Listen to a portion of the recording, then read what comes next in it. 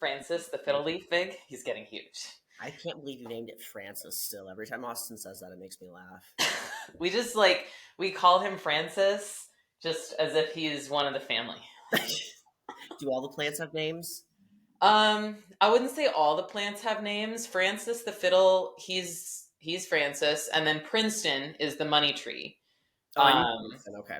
Yeah, so the money tree Elias and Liana gave us. We haven't named the snake plant that you gave us. With the botched delivery. Hey, he's doing fine. He's not growing very fast, but he's getting decent sunlight. And he's not dying. So I don't know how they get bigger, but neither of our snake plants have really gotten bigger. Interesting. I think ours is just pretty big because I don't really know. It just chills in a dark room almost because we don't have the lights on in our bedroom too much. It just sits on the wall. And it still gets bigger with no light? Yeah. It's not near a window. It's just right in the doorway. Weird. Maybe it's not as warm as it needs to be because we keep our house pretty cold. See, we recently turned ours up, and after we did that, all of the tropical plants that we have just started sprouting new leaves and new buds everywhere. And I was like, yeah, it needs to be warm. That's probably why. I'm always cold. Chris is always 1,000 degrees regardless. Yeah. Well, welcome. We're already recording, just talking about plants because that's just how we roll. Thank you for coming on, everyone. This is Ashlynn Richardson, soon to be Ashlynn Pantanos, right? Pantano. Are you? Wait, how do I say it? Pantano. Okay. So, Ashlynn is a women's physique pro and now switching to figure pro. And she is also a lot of other things. So why don't you just tell your story, who you are and whatever that means to you. All right. So I guess we'll start along the lines of I started working out when I was about 17 or 18. And to kind of coincide with where this story ends up at or is into the present, I always went to the gym high. That's how I started my gym journey. I would smoke a blunt before going to the gym. I always had the best workouts and was like, this is fantastic. This is a great pre-workout. And continued that stride probably well up until about 2 years ago. It was always my little pre-gym meditation, drink some pre-workout, smoke a bowl, you're good to go. Yeah. Granted, I noticed a little bit more of some negative side effects over the last couple of years, which we'll get into later. But so that was kind of how I started my gym journey. That was my little trick to go in. No social anxiety, no trauma about what anyone's going to say or the gym in general. So that was kind of how I went in every time. And through my gym years, I noticed it was kind of making it a lot worse than really helping, especially if you're going through upwards of an ounce in 4 days, which I was. It was, I'm not going to lie. And then you start adding in concentrates to the mixture and edibles and everything else. And you're just the recreational high outside of getting high for the gym. Exactly. Yeah. It became more of I'm doing this every day as long as I'm home and can, or after work, whatever. And it got to a point where it started really affecting me more negatively than positively. What were some of the negatives that you noticed? Well, it became it made me hypersensitive rather than kind of numbing down some of those feelings. Everything was just on blast at that point. So walking into a full gym, immediately panic attack. I'm internally freaking out on the inside. And Chris had noticed it a few times and he was like, are you okay? Just because I would tense up. I'm just looking around, holding myself essentially and just staring at everyone. He's like, are you okay? And I'm having a full-blown anxiety attack while we're at the gym right now because there's so much going on. The speakers are too loud. There's people over there talking. It was a whole thing. Yeah. All the senses are heightened. Exactly. Yeah. And I ended up developing something called cannabis hypermesis syndrome, where I'd wake up in the morning and just immediately feel nauseous and carry out that nausea throughout the majority of the day if I started to eat food that, I'd been eating for the last 5 to 6 years as a bodybuilder.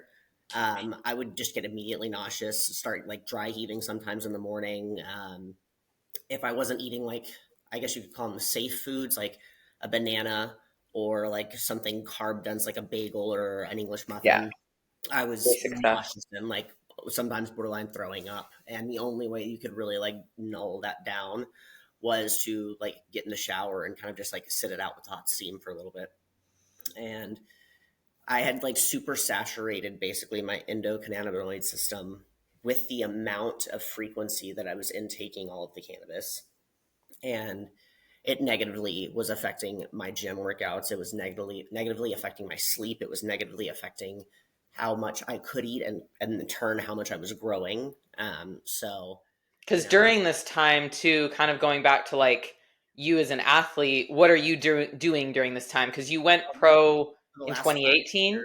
like from 2016 through 2021, basically, I was in a prep every year, and Yeah. I am notorious for doing very long preps because they were always better for me and I could do it more controlled. So Hmm. you're looking at spending half of your years prepping, which, you know, in the grand scheme of things, was I growing too much in those probably 6 months? No. But at that point in time, you know, I'd got my pro card fairly early on. I'd competed for maybe like 2 years prior before getting my pro card. So I did my first two shows in figure, broke my arm from arm wrestling, so I had to take a substantial amount of time off and before doing another show. But I did women's physique one show, then went to nationals and won the overall, like right out of the gate. That was 2018. Yes, yeah, Yeah. for US. So that was, you know, a 2 year streak of just doing like four shows. Oh, here you are, you're a pro. And I really had no clue what I was getting into, but just immediately kind of threw myself into that.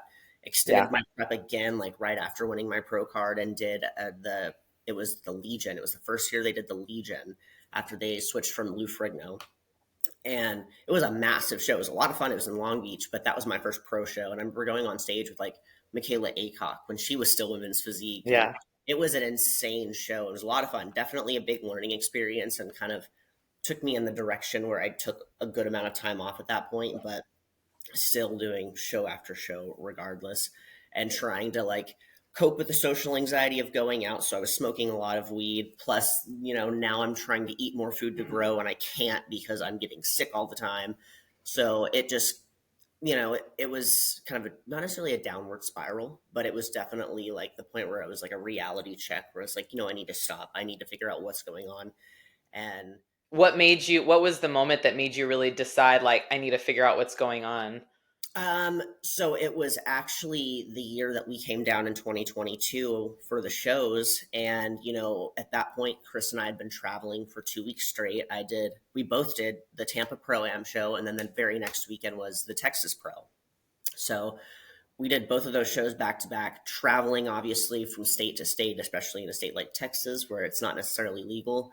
I wasn't traveling with the substantial amount that I was smoking on the day to day up here in Massachusetts, and just kind of traveling for 2 weeks straight. I realized I wasn't getting anywhere near as nauseous as I had been, especially as the days went on. I wasn't waking up nearly like dry heaving. I wasn't, you know, walking to the gym with a full blown like panic attack. And these are gyms that I'd never really been to or been to that often. So I didn't know anyone there. You'd think I'd be like freaking out going in, but I was a little bit more reserved and it felt a lot better on the stance that I wasn't consuming as much. Right. So at that point in time, once we got back, I realized I was like, well, I definitely need to cut back, but I don't think I cut back quite as much as I really needed to up until this past year in 2023, whenever we went down there again for just to visit family. And so Chris could compete. I substantially cut back. You know, I was going to a point where, you know, I would smoke like, you know, midday, not necessarily first thing in the morning, just so I could avoid the nausea, but about midday after I'd gotten some food in and some water. And at that point, I was still kind of getting nauseous after I'd smoke. And it was every time at that point in time. So I cut back to just doing it solely at night, not before the gym, not, you know, not right after the gym, just at night, right before we were getting ready to go to sleep. We could kind of just chill out and haven't really had much of an issue since. Granted, for the last couple of years, I haven't done preps. So it's made it a lot easier to cut back. But I've realized there's a lot more good and benefit in controlling the consumption than there is just going full blown because you have the access to it like I do. Yeah, and you have the access to it because you work in the cannabis industry. So talk Yep. about that, like talk about your role there. Because did you recently make a change with that, or where No, are you so at now? I'm a general manager for a cannabis company up here in Massachusetts. And I, before that, had worked in a production and harvesting site in Colorado. And whenever I was younger, about 8, 9 years ago. So I've done both sides of the cannabis as far as like the larger scale grows and the larger business aspects of it. So we have access to a lot of like third party vendors and wholesalers coming in trying to get their products in our store. And there's surprisingly a lot of companies are called MSOs or multi state operations that are ran through all the states that are federally, or not federally, but medically and recreationally legal. And they hand out samples or trials left and right. And Yeah, in Massachusetts, you can't really give out any cannabis products for free. So they only charge like a penny. That's what we're invoiced them as. They only charge a penny. So we're only getting them for a penny. And that includes edibles, vape cartridges, concentrates, flour, pre rolls, infused products.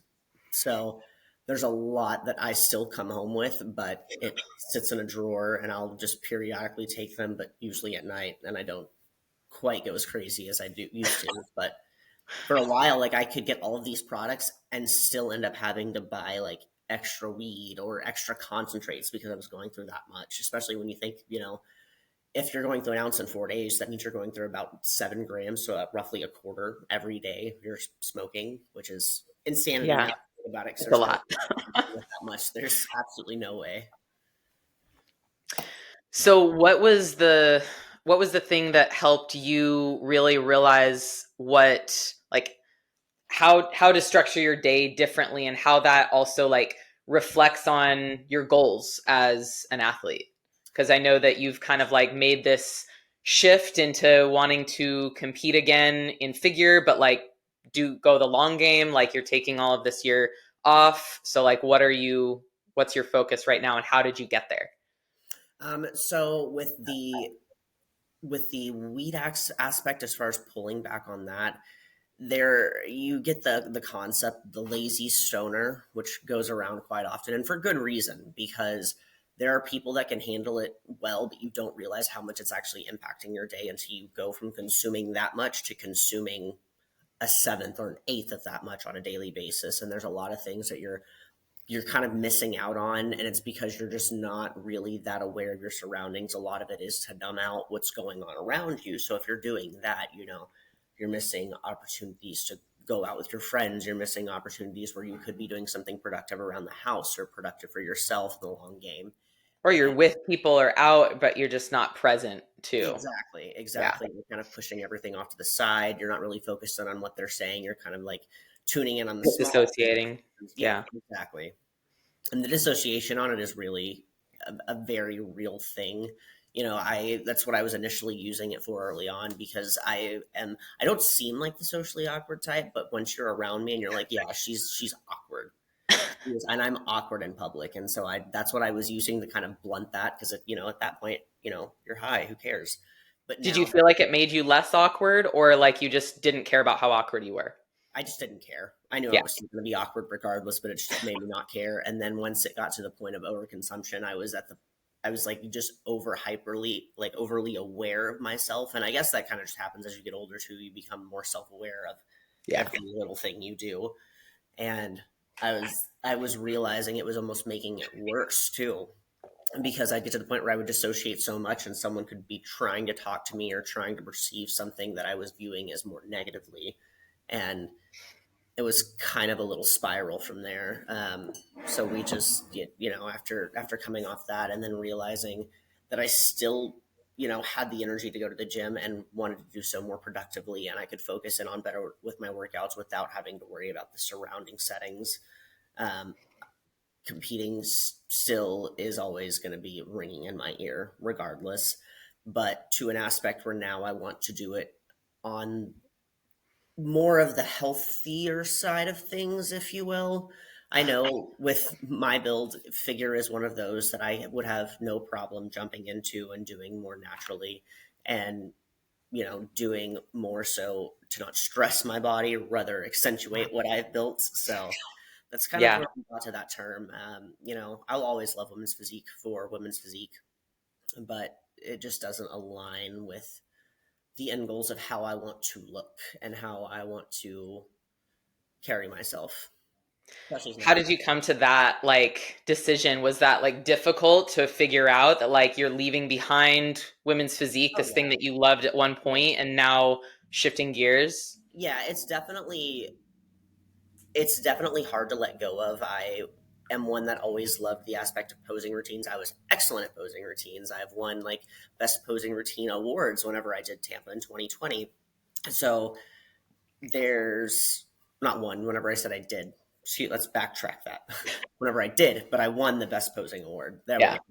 Um, so that's an aspect of competing I will always miss. But figure I actually competed in for my first two shows ever, and it's something I know that with my body shape and my genetics, that's one I can do long term and get better with at time. I'm not going to have to push myself to the absolute extremes to grow, because for me, I always stay on the leaner side, and that's with or without trying, unfortunately.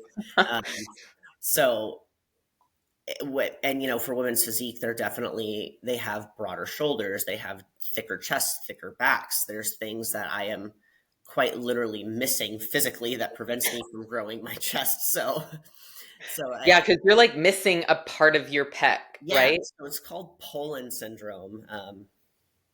There's literally a hole that runs from here, and it's the portion of the pec that connects underneath the anterior delt and kind of pushes it forward. So physically, like if I had a front double bicep, it was always the one thing I noticed, especially in women's physique, that I was just like, like I can't Yeah. fix that, and there's nothing I can do that's like no exercise. It's going to fill that gap in. It's just it is what it is, and Yeah. so that was always an aspect, as far as putting on the necessary size went, that I knew I was going to have trouble with long Yeah. term. So And if you want to be competitive in a sport, like you have to, so there's only so much that you can do in like with that division in order to be competitive. And if something that you're missing, but also like a boundary that you don't want to pass in terms of whether it's drugs or just pushing your body to a exactly, certain point, yeah, you just like the values have to they be there as well as the competitiveness. yeah, and I am a competitive person by nature. I grew up with a lot of younger brothers,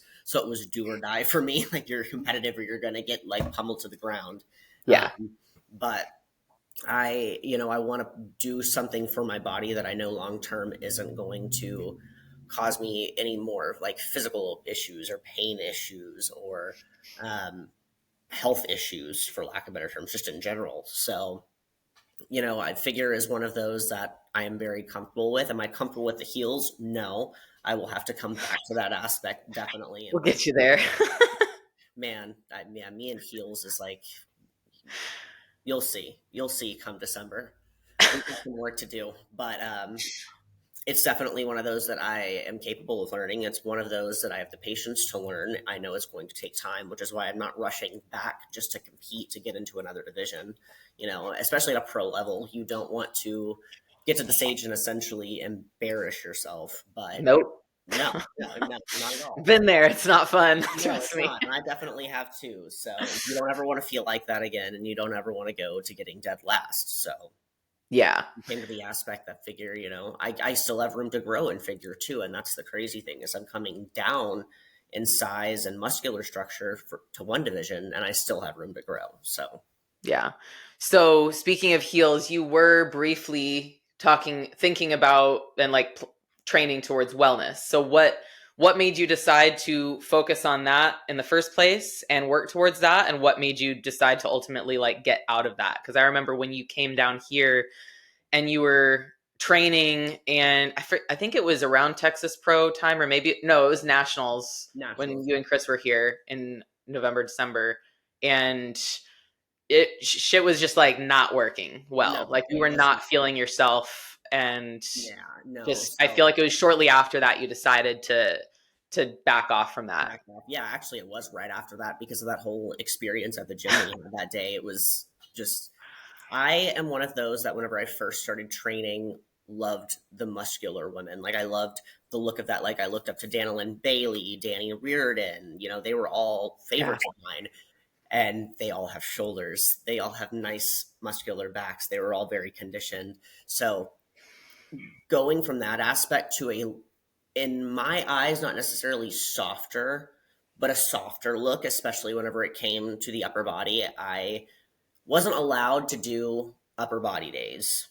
Yeah. You would have had to completely just stop. Yeah, and I technically I did for a while, and I noticed through each kind of gym experience or just even just regular training days that I was having, I was not confident with myself in the gym. I was doing leg day after leg day, and my legs are the first things to grow. My legs are the first things to hold size, so that wasn't an issue for me. And it was just getting to a point where I was watching all of the muscle that I had taken so much time to build over the years dwindle down and lose strength and lose size, and it was painful to watch. It was so painful to watch. Yeah. And especially when you're training legs 3 to 4 times a week, it gets monotonous and it gets repetitive and it gets boring for me. It was honestly very boring, and it was kind of defeating the purpose of why I started going to the gym in the first place. And I always enjoyed my gym. It was like a sweet escape. It was like, the 1 to 2 hours that I had that day to really just tune everything else out, focus on myself, have a great time. And I wasn't getting that same mental or emotional output from it. Right. So that wellness dream is what I'm calling it. Lasted about 8 months, and What made you start it? Like, what made you decide, like, I should do wellness? um, I was having kind of, I guess you could say, like a personality crisis, and this was kind of when I was starting to see the negative sides, I will say, of women's physique. Well, at least for me, the negative sides of women's physique, and why I didn't want to pursue that. But I almost viewed figure in the same light because at that point there was a lot of kind of muddled areas in both divisions, personally, Mm-hmm. where you had these very, very strongly sized women still doing figure that a lot of them moved up. I will say there was a lot of figure girls that ended up moving up to women's physique, and that's just what happens whenever you keep building muscle for that amount of time and to that, I guess you could say, intensity level. Mm-hmm. So, and I was seeing some of the girls that were still getting awarded like higher ups with even bigger size than I still was as a women's physique girl, because I feel like also height kind of plays a difference. Definitely some of the taller For girls sure. can put on a lot more size than a person at 5'3" can. That's just how it physiologically works. Yeah. So it was still very discouraging, and I was like, you know what? I was like, legs is something I have always had. My quads were the first things to ever grow on me naturally. I had quad striations like my first two like figure shows that I did. I was like, so I know that is a strong point for me, and I was like, and I know that's something I can be very successful in. However, I do not have the finesse of wellness. I do not have the grace. I do not have that poise. I am not a girly girl. I am not like, I'll do my hair, I'll do my makeup. That's one thing.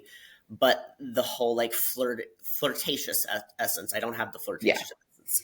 So, and I know with figure, there is some of that aspect that is being brought into the posing nowadays, which it's still very mild. So it's something that I can definitely handle if practiced day in and day out. Well, and it's also just, it's a little bit more like, there's a little bit more variety between competitors that I see. Like if I look at pros on stage doing various figure routines versus wellness, there's a lot more of the same with wellness. Like you said, like the flirtatious, more a little bit more sexy and sexualized type posing, which is, there's nothing wrong with that, but it is more common on that side. It is. Because it's all about glutes, it's all about legs. So like that's what you're gonna get. Yeah. It's about the long hair flips and your hair is covering your back in all the mandatory poses. Whereas figure, it's still a showcase of your musculature. It's a showcase of symmetry, of overall shape, conditioning, everything. So you have more variety on like the people that are more flirtatious and the people that are a little bit more regal and like statuesque. Yes, exactly. And what I see with figure now is, especially with this last Olympia, like beautifully done, honestly, Yeah. with their call outs. I will say they are a much more balanced look top to bottom. Hmm. And they still have that very like, not necessarily flirtatious, but it's just a very like feminine, muscular energy. Like it kind of Yeah. reminds me of like an old school like Corey Everson, for example. Like Yeah. that's always been one of my favorites too, and that still carries over very well into figure. So and that was kind of the call on it initially, which it's been a lot of fun bringing back all of those exercises that I used to know and love, and And it's just getting definitely to train more balanced yeah, too, right? exactly. Yeah, that's the main thing too. Because I mean, I've got 3 disc herniations in my back. The last thing I need to be doing is hammering out legs 4 times a week. Let's be completely honest about that. That was Yeah. also pain, and it was giving me a lot of issues too. So, And yep. do you and Chris train together or We do occasionally. I guess we do now more than we used to. yeah. Whenever we first got together, we were training. I will say that was the strongest I'd ever gotten. I was training with him pretty much every workout, and Mhm. I got up to like 175 pounds, and it was the first time I had bench pressed 225. And I was doing rows with over 100-pound dumbbells, and like it was all very clean and it all looked very good. And after that, that's whenever I started having a lot of my back issues and had to scale it back. Crazy. Yeah, I had to scale it back to the point of like not doing anything essentially. And they said I had a pinched nerve in my S1. It was my S1 or L5 S1, and then my L3 L4, and then my L4 L5. So it was literally just all 3 of the bottom ones. And oddly enough, I had always like I'd been having back pain for like maybe 6 months before I'd ever moved up here to get to train with them that frequently. Hmm. And it was just kind of like a lull, kind of just like tightness though. And then it just slowly got to the point where I was like debilitated and couldn't walk or stand up without like a full like back seizing moment, and would fall How back. did you get through that injury or like Um, get past that? that took about a year, and I won't lie, I got the smallest I'd ever been to like even almost like pre bodybuilding era. I When think was that? that was like 2021, 2020. Well, right at the right through 2021. Yep, that was like the Okay. last time that I did my last show in women's physique. Moved up here, and then all of 2021, my whole back just went to complete and utter just dysfunction, and it would travel from kind of mid back all the way down my leg into my toes into my feet. It would feel like electrical surges. I couldn't bend forward without my entire spine like tensing up and just basically spasming. I'd wake up with like back spasms all the time to the point that I wasn't sleeping anymore.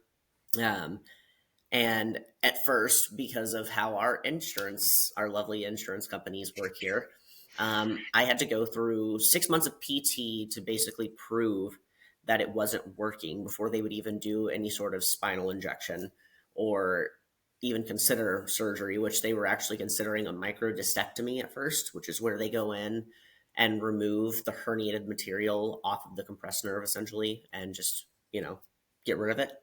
Hmm. So the issue with that is it's only a one-time fix, and if you still experience severe pain or neuropathy or radiculopathy after that point, your only option left after that is a fusion. And I Yeah. refused to take that option. So we did the spinal injection, which, to be honest, didn't do a thing. It did not do anything. So I kind of had to take myself out of being in a sedentary state or position and start doing like minor movements that I knew my back and my legs could handle, and start like actually moving again. And I noticed as I was starting to move more and get back into the exercise routine more, um, that the pain was actually getting eliminated more, and I wasn't Hmm. experiencing that much neuropathy. Now, granted, that's been 4 years now at this point, and I still experience a little bit of neuropathy, so I know it's not completely just sidelined, But you but know how to manage it better and how to exactly. I move can and still do, rest. yeah, I Yeah. can still do all of my lifts now. I can still do the things that I used to do before. They're granted they're a little a little improved and like a little modified now, but I can still do them. So the issue now is just like working on some of the nerve damage that I still kind of experience, where certain muscles don't activate fully, or certain body parts take over for the muscles that aren't activating. So I think once we get past that, we'll be in the clear, which is actually why I have that appointment with Liana. Because Okay. Yeah. the time I used the newbie, that was perfect. That was Yeah, it works to kind of retrain the muscles and retrain nerves as well. So I know that like she's had a lot of, I'm actually going to have her on the podcast soon. We keep having to reschedule, but yeah, it's really interesting the work that she does in just like helping people heal things like that, that like you just can't get that type of recovery and like movement back by just an injection or just some PT movements. I think PT movements are really like, it really depends on the person and like who's giving it to you and what their experience level with athletes are. I was just talking to a client today, whereas like, you know, a lot of doctors and even some PTs will tell someone like, "Oh, just stop moving. Just stop doing the exercise that made it hurt and you're good." And huh? Or the biggest one that I've heard, especially when it comes to form-based ones, was modify it. And the Mhm. modification was really just to retrain your body to apply the weight or the pressure points or Yeah. the accentuation of the movement somewhere else. Yeah. And like sometimes that's helpful and necessary, and then you can eventually go back to where you were at before. But for the most part, like I've found at least like in clients that have gone through you know, low back injuries or low back pain of any kind, like stopping the movement altogether or stopping loading altogether generally makes it worse. Like they don't actually fix the problem. It just like it detrains you. And so it's not that like rest is bad. Like, yeah, you should rest, and I generally recommend that. But the PTs that I've found that like promote movement more and promote loading, not just especially for an athlete, you know, you're used to deadlifting 305 and all of a sudden you're just like doing little band movements, or like you're deadlifting a dowel. Like that's not going to do anything. So Yeah. you need to have PT type mobility movements and rehab movements that work for you and your body and your experience level and like the types of loads that you're used to, or at least close to that. Yeah. And I find the like too, if you have PT that aren't familiar with athletes, they really don't know how to help you or correct Mm-hmm. the issue that's going on, because at least Yeah. from what I experienced is I could still do a lot of the movements. And even though, and there was like, I was still experiencing limited range of motion in some aspects, but for the most part, I could still bare my teeth and grit my teeth through it. And Right. you're like, oh, well, I mean, you can still do it. So we don't understand like what we can do to help you. And it wasn't Yeah, that. but like we're used to that pain tolerance being really high because we like it. So it's different. Exactly. And that was the issue, is like I would still grit my teeth and bear through it. And they're like, yeah, well, we can't help you if you can still do the movement. I'm like, yeah, but the issue is I'm doing the movement very painfully, and I want to do it not painfully. I guess that would Yeah. be the long-term goal here. So, Yeah, and it exactly. was a lot of what I was experienced with at least my PTs. So it was ineffective. What would you say is the most important thing just through the last few years? What's the most important thing you've learned about yourself as a person or as an athlete? Um, recently, within the last few years, I would say I finally had a therapist tell me that I was like slightly on the spectrum in ADHD, and that a lot of the issues that I was experiencing, especially in like early on personal life and early on like romantic relationships, why a lot of it was technically my issues. And it's really nice to actually have the capability to understand how to correct those, or just witness how they're happening and how to stop them or control them, or you know, better carry them out, which also might explain the heavy cannabis dependency from very early on in my teen years. How do you feel like that like those things connect? Like talk um, more about that connection. as you learn that a lot of people that are on the spectrum or have like severe ADHD, if they're not diagnosed, they're using a lot of coping mechanisms. And even ones that are diagnosed are using a lot of coping mechanisms.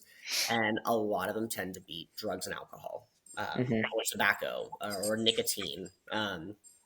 So for me, I started smoking weed at a very young age, and I was essentially just using it at first just to try it out, and then I realized this makes everything kind of calm down for me. Like I don't feel like I'm as anxious going anywhere. Or I'm as anxious meeting new people. I was like, this is great. Let's just continue this streak, and that streak continued for the last 16 years. But hearing all that and finding out and then kind of recognizing what some of those triggers were or what those tics were or what some of the obsessions or the hyper focuses were really kind of validates that it's okay to be like that, but it's definitely not like everyone else. So trying to explain it to people is always an interesting time. Or when you find people that don't know that they're on the spectrum as well, and you're like, oh yeah, buddy. Yeah, You see it. Yeah. yeah, you start to recognize the signs in people, and you're like, "Oh, I've been there before." Like, especially whenever it comes to, like bad travelers, for example. Chris is a terrible traveler. He does good with some things, and traveling he's all right with. But I have been really great with traveling as far as learning what I can do to prevent freaking out at the airport or freaking out traveling or just poorly planned ways of traveling. And the answer is to always overplan. Yeah, definitely. Especially when it comes to prepping. Like that's the number one thing I found is helpful for me is whenever it comes to preps is being prepared and planning ahead because every little thing could happen. And if I wasn't prepared for it before and I didn't do it then, I was going to freak out about it. I Yeah. actually had Austin run to a Dunkin' Donuts for me at USA's because I needed a muffin and he had eaten my muffins the night before.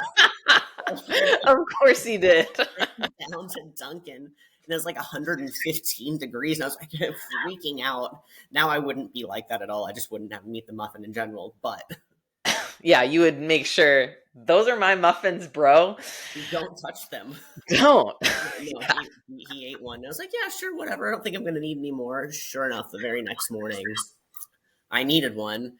So I made Austin because he ate that one, just sprint down to the Dunkin'. And luckily it was kind of close by, but Yeah, he wasn't about to let you not have the muffin yeah, because no. So he he knew what definitely he needed to do. believes in you. He knew what um, he needed to do. how do you feel like so you, since being diagnosed as on the spectrum and with ADHD, how do you feel like has it helped you improve as just like improve your systems, improve as just like in your trajectory in life, and It's how? helping me keep more organized and helping me keep more prepared. That was one thing I was terrible with. I was the very like messy kid growing up. I would like forget to eat or barely eat because I graduated high school and I think I weighed like maybe 102 pounds, 101 pounds. Like I was tiny. And I was always the type that would forget to eat or wouldn't eat enough because I was too busy doing other things. I was messy. And since getting into the bodybuilding aspect and realizing like, oh shit, like I need to be more prepared for this. Like this is not Mhm. going to be okay if I'm trying to do this long term and I can't keep, a schedule together or some sense of organization whenever it came to meals because it won't work for you. And it's taught me a lot of balance and how to help myself maintain that schedule. And now I'm at the point where I crave that routine and I crave the organization. Why Organ do you think you crave that? Like, is it because of it, how it makes you feel, or because you see yourself achieving more and getting like being more productive with it? just being more productive overall and actually Yeah. getting more done and being able to focus on a singular task at a time rather than like five or six. And long term, I get more done just focusing it on one, getting it out of the way, and moving on to the next. Um, it's helped me really dial down on how to better deal or cope with situations that come up that you aren't necessarily prepared for, and how to just be better like adaptful and more calm about it in a sense rather than having a full-blown freak out or a full-blown like panic attack about it. So Yeah. What's an example of that, just like from your life? meal plans changing, and then or forgetting meals at home whenever I'm at work for 8 hours and being able to adapt and go outside of those bounds to get what I need so I can still eat food, rather than having a freak out about it and That Or was just not eating. or just Yeah. not eating, exactly, which Yeah. usually would have been like my go-to. I just would have pouted and cried about it and like been mad, but done nothing to fix the actual problem. I wasn't very like solution based at that point in time, and I think being able to get out of that mindset and be more solution based has helped drastically. Has the tool, like in terms of the tools you've learned that you're describing that have helped you just function better, would you say like you adopted those just on your own from like, okay, now I have this diagnosis, so like now since I know I have that, I just have these tools? Or where would you say you found the tools you specifically needed for yourself to be the way To you be are? honest, a lot of trial and error, Yeah. like just kind of going into something blindly or minimally prepared and learning, okay, this is what we need to do next time or need to bring or need to be prepared for. This is something that we don't really need to worry about, and being ready for any and all occurrences. Like a big thing for me traveling wise is now keeping an itinerary. I know that sounds weird, but even down to like having a full layout of when your plane is taking off, when it's landing, the address to where you're going, not just like, oh, let me get on Airbnb and find the address, like actually having it in one physical location with like confirmation numbers, Yeah, everything appointments. all in one place. Yeah, and It's I nice. actually did that for our trip in 2022 whenever we were traveling for those 2 weeks in time because we were both in prep. We had both been in prep for like 5 months at that point. There was no way that things were going to be well kept together if we just like freeballed it, for lack of better terms. Like there was no way that we were going to be prepared for that. And Yeah. especially with two people with ADHD and autism, it was going to be an utter meltdown for either one or both of us. Yeah. So I spent the time and wrote out a 2 week itinerary with all of our like flight confirmation numbers on it, the time the plane was boarding, the address to the Airbnbs, tanning appointment locations, tanning appointment times, hair and makeup times, like whole nine, and just shared it with Chris because we both have the iPhones where you can just share the note. Yeah. He could view it on his phone. I had it on mine, and it was all in one location from start to finish, and that helped. I would say drastically. We used that document so much the entire trip. It's like, all right, where are we going next? What's the Yeah. confirmation number? Because I can't tell you like how many times I've gotten to the airport and I'm like digging through emails or trying to dig through an app to find the confirmation number just to print my boarding passes, and that like immediately sets me off. So we'll just avoid that. And it's Yeah. That's awesome. How so you mentioned like Chris, obviously Chris is also on the spectrum like you said. So yeah. how has your relationship changed over the years since you've been together, as you've both kind of like figured out your various tools to cope and to manage and everything? So I was actually the one that told him initially I think he needed to go get diagnosed or checked by like a family psychiatrist, which he When was did. that? That was early 2021, I want to say. Okay. So we had only been living together for maybe like 6 months at that point in time, and he And had finally, you already been diagnosed at that time? yeah, yeah, Yeah. I Okay. had been like a year before. Okay. So he finally got like the referral from his doctor to go to the family psychiatrist. They did like testing that was like 5 hours long with him, and it's so funny because at this point in time he was like 35, 36. They're having him like draw things on like coloring pages and like play with blocks, and like yeah, it was kind of funny. So but they did all the testing for him, and he was like severe ADHD of the inactive type, which definitely gave me a lot of answers I was looking for, and the just over like a high functioning autistic level. So it's not like quite to where it's just like special interest in certain ticks. It's like there are a lot of higher ticks, like almost worse than mine, and higher like trigger levels. So for him, whenever I first moved in with him, I noticed right off the bat, like if you were washing dishes, if you dare dropped a pan or a plate or anything and it made a loud banging noise, he was freaking out. It was just like an immediate like response, like what the hell was that? And it was because the loud noise was triggering him, and he was just getting Hmm. really angry. Second one was anything that spilled. Like if he knocked over a shaker cup and it just had water in it, he was still throwing a fit, regardless whether it was water or milk. Right. Um, and I noticed like with him, things have to be done a certain way just because he's been doing it that certain way for the last 40 years. And that's the Yeah. way he's going to do it till the day he dies. And you can't tell him any differently. So I was like, hey, I was like, there are a little things that you have going on that you might need to just to at least address. Was he hesitant at first, or Oh no, he was just like finally he was like I had answers. He's like there have been things that like even my mom would get pissed about me growing up with my entire life. And it's or like he now probably just thought he was like broken or like, fucked like, up or whatever? not even that he was just like a bad kid. This that he was hyper or that he was just like all over the place, but very, very smart and like super, super repetitive. He has a story, I guess, whenever he was like 3 or 4, one of his uncles was going through PT school and actually becoming a physical therapist. And I think like they were going over an anatomy chart of all of like the muscles in the human body. Well, Chris went to his doctor and was like reciting like all of the muscles to the doctor and like saying like nice biceps, doctor, and like did a whole like show and tell on like this is your latissimus dorsi and went through a whole thing. And like he's 4 years old, so why does he know and can pronounce these words?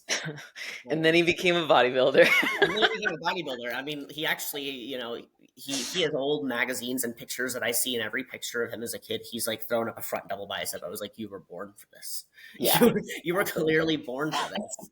So, with him, I think finally having all of those answers and then learning like there are still coping mechanisms you can use to either A, better the situation or B, be able to address it if it does have an onset, has helped him a lot. And I think also having the understanding with someone else, like, seeing that he's not the broken one, there are things that just need to be more so taken time to understand rather than just shut down helps him drastically now.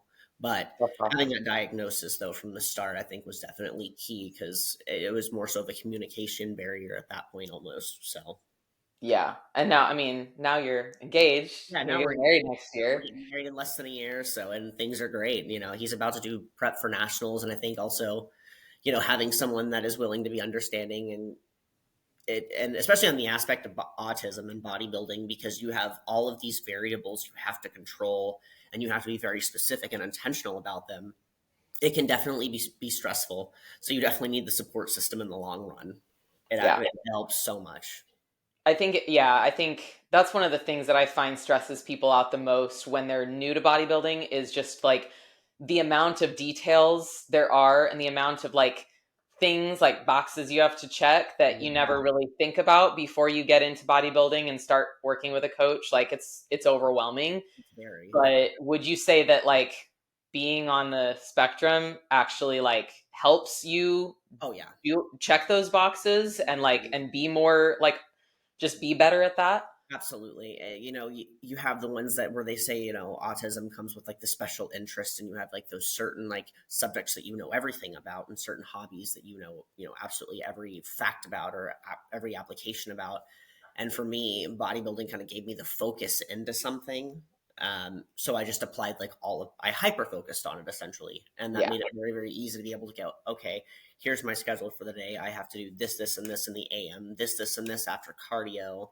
I've got to do this, and this before my pre workout. So that gave me all of the structure that I'd ever craved and probably needed to be successful. And it worked out very well in my favor. Yeah.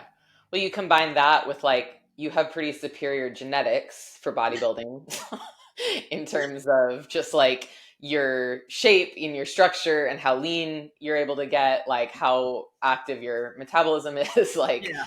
those Overactive. those Richardson genetics, they're pretty good. Yeah, they carry definitely a little their own totem pole for sure. But I think finding those in an applicable method was always always going to be the case. Austin and I were very involved in sports growing up. I think we played a new sport in every grade we were in growing up, even. Yeah. And there was always one that I stuck with kind of on and off, and that was gymnastics. And I realized going into like bodybuilding, especially whenever it comes to the posing routine, there's a lot of like the floor routines that were applicable in gymnastics that are also very Mhm. applicable in bodybuilding with just some slight It's variation. about spatial awareness, like what your body looks like in relation to how it feels. Exactly. Although a lot of that did drastically change for me after the back injury, just because you're having to essentially relearn everything from top to Yeah. bottom. But before then, it was very easy for me to put together a posing routine for like an NPC level or a national qualifier like that. Like I had no problems doing that for a lot of my clients. And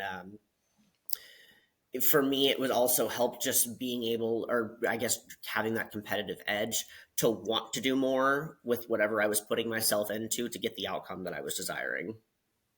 Yeah. That's cool. What what do you say what would you say is like your next level of yourself that you want to see for yourself?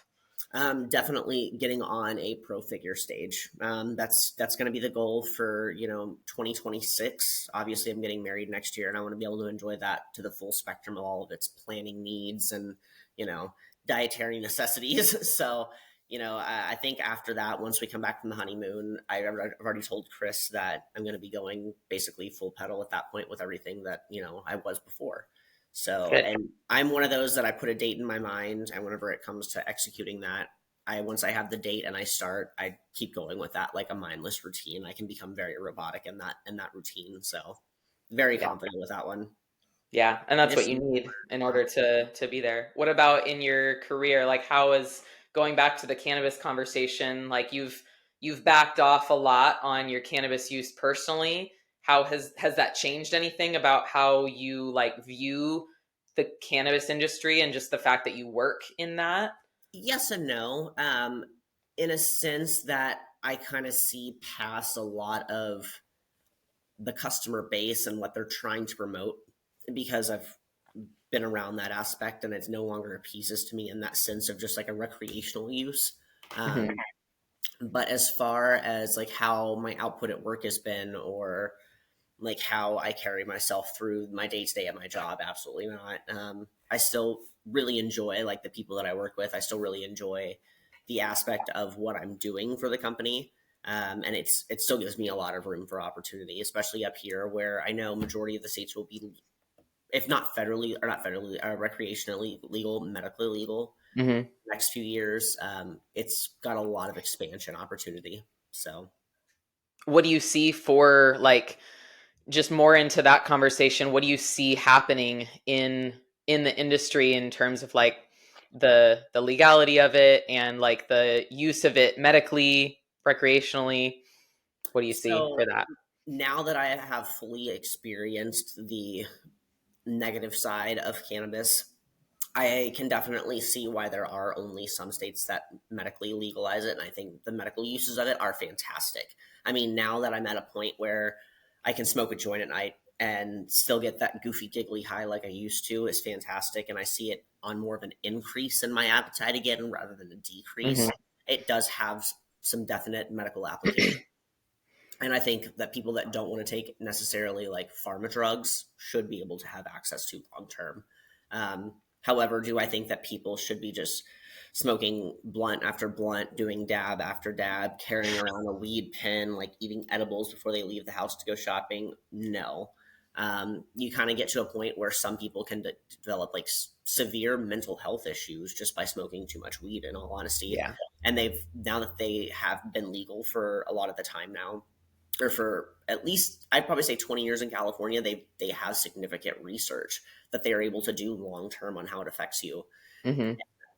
That's kind of where my stance is on recreational use. I think if you are going to use recreationally, Needs to be in moderation, yeah, exactly. It just needs to be, like anything needs to that be, alters you in any way. yeah. So Yeah. moderation is key with that one. But overall, I still love the industry itself. It's still got a lot of room for improvement, and I think what it offers is well beyond what pharma can offer. Yeah. How do you see it in bodybuilding? Like, bodybuilders that utilize marijuana for whatever and people who are like harshly against it.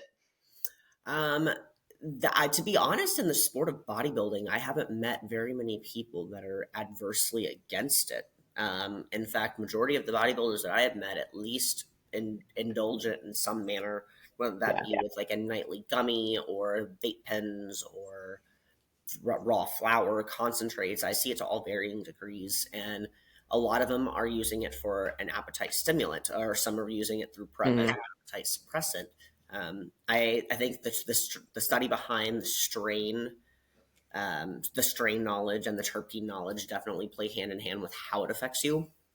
And a lot of people, now that we have the access to that research, are taking heed and actually recognizing, okay, so if I smoke more of a sativa leaner, I might be awake all night and I might not be able to eat as much as I want to. But if I smoke an indica, I can eat a little bit more and I can actually get a good night's rest. They are taking heed to that Yeah. and paying attention to Yeah, how. I agree. I think that's a big thing that I've noticed in just like since I mean, I've been smoking weed since I was in high school too, and now I'm 31. And so like the change in how I used to see it versus now as an athlete using it in any regularity is like for recreational use. It's like when I see people or hear about people who are just like, oh no, I can't do that because I'm always like, I get too paranoid or I get too hungry or this or that. And most people that have that type of judgment on it, they don't even realize that there are different strains and that there are different ways that you can take it and timing and just different nuances of using it that could actually help you if you were open to it. Exactly. Yeah. Exactly. And I think a lot of people don't understand that they do affect you in almost the same light as they're portrayed. There are some variations when it comes to terpenes as to how that can affect your endocannabinoid system. But for the most part, an indica is going to affect you like an indica will, and a sativa will affect you like a sativa will. Um, and you have the issue of like, oh, like you said, I'm too paranoid. I can't do that whenever I go out, or I can't do that, even at home. I'm like, well, you're probably smoking a sativa, and you probably need to look at the terpenes you're intaking too, because that can have a lot effect on just over the THC percentage as well. And that's one of the biggest industry kind of, I guess you could say, faux pas is the THC percentage over terpenes, and a lot of people now are finally catching up with the better the terpenes, the better the strain. How do people find more information about like what terpenes or THC percentage or strain is best for them in their use? So there are a couple of websites that actually have a lot of information on it. They also have a lot of different like menu options if you're going to a dispensary, so you Hmm. can like even put in pre-orders. But it's called Leafly.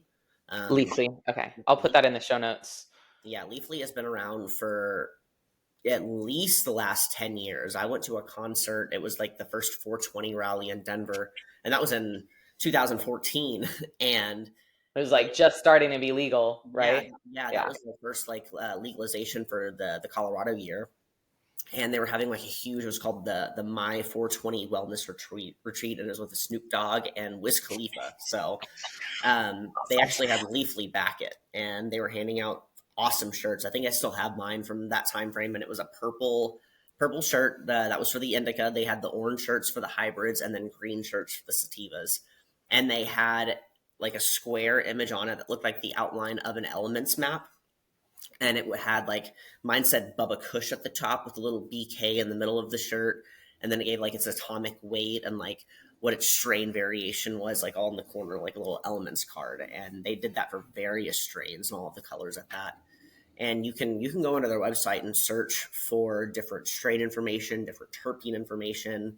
Um, there are now a lot of websites that you have access to with all the research that's going on. So some Yeah. I think pages. that's the best thing you can do about really like anything that you're going to consume is just like advocate for more research and like learn more about it. And that's that's not just with weed, but like With PEDs anything. and like medications that your doctor is prescribing you and, anything that you're going to be taking. I think a lot of people just like kind of write something off or get on the bandwagon blindly without really doing that research, or they just do it because one other person does it and it worked for them. And, we're all so much you're going to have so much better self-awareness and then in turn self-control and discipline and just like self-efficacy if you learn more about what you're doing and learn more about yourself as Yep, well. So, exactly. You could reap less of a negative outcome doing that research rather than just, applying as you go. yeah. So to close out, what would be one piece of advice that you would give to anyone that's listening to this and possibly interested about any of these topics? So my one piece of advice is whenever it comes to anything you are ingesting, just do your research, like we just said, but also take heed into how it's affecting your everyday life, not just how it's affecting you right then and there, but Hmm. how it's affecting you long term, how it's affecting how you perceive yourself, how it's affecting how you perceive reality, because it can all have an outcome on, where you end up in the long grand scheme of things. So, Yeah, it has a compounding effect. yep, and definitely productivity. Yeah.